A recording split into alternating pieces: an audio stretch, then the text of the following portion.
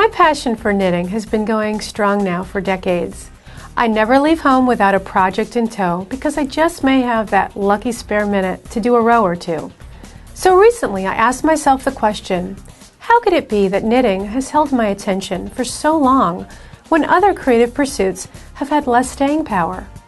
I believe the answer is simple. It's because knitting constantly presents new challenges, making this craft a lifelong learning process that never ceases to engage and inspire me. The spring issue of Creative Knitting is a celebration of learning that I hope will keep your passion for knitting alive. You'll have the chance to try something new and sharpen the skills you already have.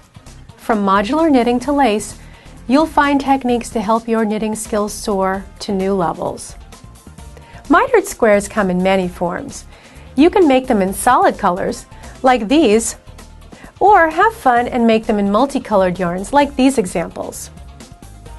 As long as you understand the basic technique, which I'm about to demonstrate, you can experiment with a variety of stitch patterns and vary the square sizes as you wish. To better understand the anatomy of a mitered square, let's take a look at the bottom and left edge of a completed square.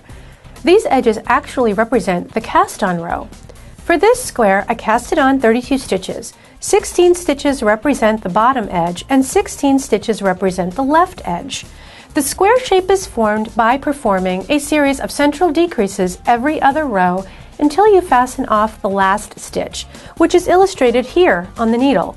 You can see how these stitches pull up the center, which eventually forms a perfect square. These decreases create a distinct line that runs diagonally from the cast-on edge all the way up to the end of the square. Now I'll show you how to make a 4x4 inch, one color modular square. Begin by casting on 32 stitches. Then, starting on the wrong side, knit 16 stitches, place a marker, and knit across your last 16 stitches. Then, on row 2, which is our right side, knit to 2 stitches before the marker,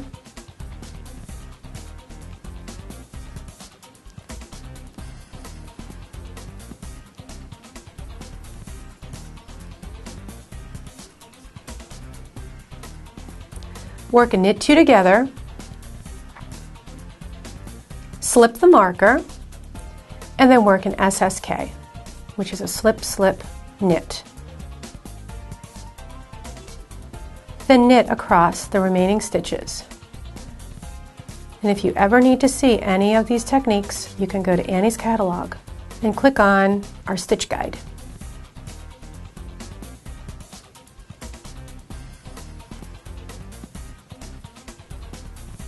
Then, on row 3, knit across to the marker, slip the marker, and knit the remaining stitches. Repeat rows 2 and 3 until 4 stitches are on the needle. Then on the next row, work an SSK,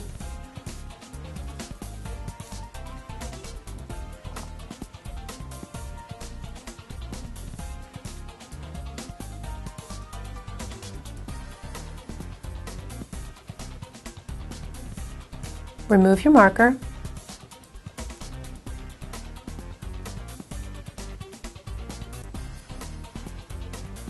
knit 2 together,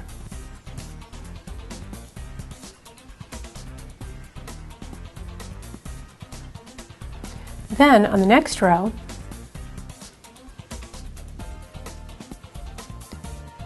knit 2 together,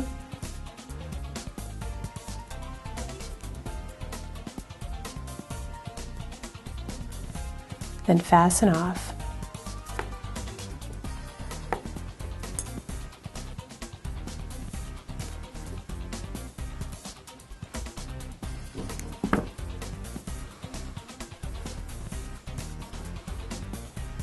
You now have a perfect mitered square.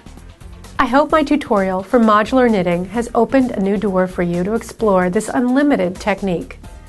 Visit CreativeKnittingMagazine.com to learn more about our skill-enhancing articles to help take your knitting knowledge to a new level. You can also take a peek at the full collection of projects in the spring 2013 issue. Also, you'll always find useful knitting tips and tutorials on my editor's blog, splendidsticks.com. And if there's a special technique you'd like me to demonstrate, please send your request to editor@creativeknittingmagazine.com. Have fun, and I'll see you next time.